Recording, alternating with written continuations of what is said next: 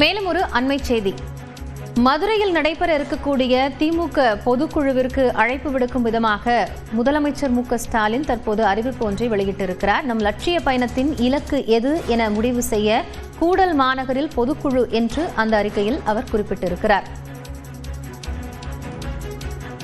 தேர்தல் களத்திற்கு ஆயத்தமாகும் வகையில் பொதுக்குழுவில் சந்திப்போம் என்று தெரிவித்திருக்கக்கூடிய முதல்வர் வெளியிட்டிருக்கக்கூடிய இந்த அறிக்கையின் விவரங்களை செய்தியாளர் கோகுலிடம் கேட்கலாம். கோகுல், இந்த பொதுக்குழு தொடர்பாக முதலமைச்சர் தெரிவித்திருக்கக்கூடிய கருத்து என்ன?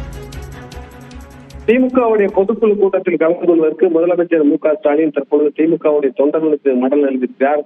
கூடல் மாநகரில் கூடுகிறது கழக பொதுக்குழு என்றும் தலைவர் கலைஞரின் அன்பு உடன்பிறப்புகள் அனைவரும் இந்த கூட்டத்தில் பொதுக்குழுவிற்கு வர வேண்டும் என்று அழைப்பு விடுத்திருக்கிறார். கூடி களைவதல்ல கழகத்தின் நிகழ்வுகள் என்றும் திசை வழியை தீர்மானிக்கும் செயல்பாடுகளை திட்டமிடும் களமாக திமுக ஒவ்வொரு நிகழ்வும் அமைவதாக அவர் தெரிவித்திருக்கிறார்.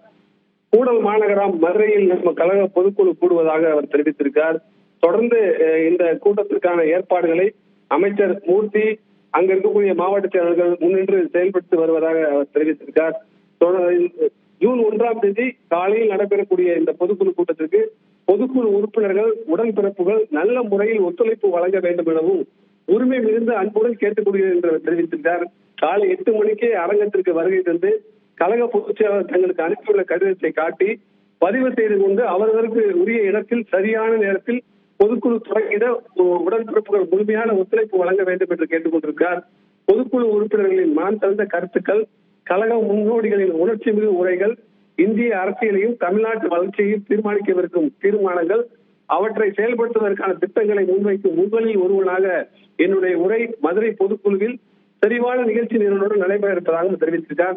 2026 சட்டமன்ற தேர்தல் களத்திற்கு நம்மை ஆயத்தப்படுத்திக் கொண்டு மக்கள் நலன் காக்கும் ஆட்சி தொடர்ந்திட ஆற்ற வேண்டிய களப்பணிகளை தீர்மானித்திடவும் அதனை ஒவ்வொரு தொகுதியிலும் செயல்படுத்த வேண்டி வெற்றியை உறுதி செய்திடவும் கழக உடன்பிறப்புகளை பொதுக்குழுவில் சந்திக்க ஆர்வமாக இருக்கிறேன் என்றும் பொதுக்குழுவில் கூடிடுவோம், பொது தேர்தலில் வெற்றி பெறுவோம் என்று தொண்டர்களுக்கு பொதுக்குழுக்கு அழைப்பு விடுத்து முதலமைச்சர் மு.க.ஸ்டாலின் ஒரு மடலை எழுதியிருக்கிறார்.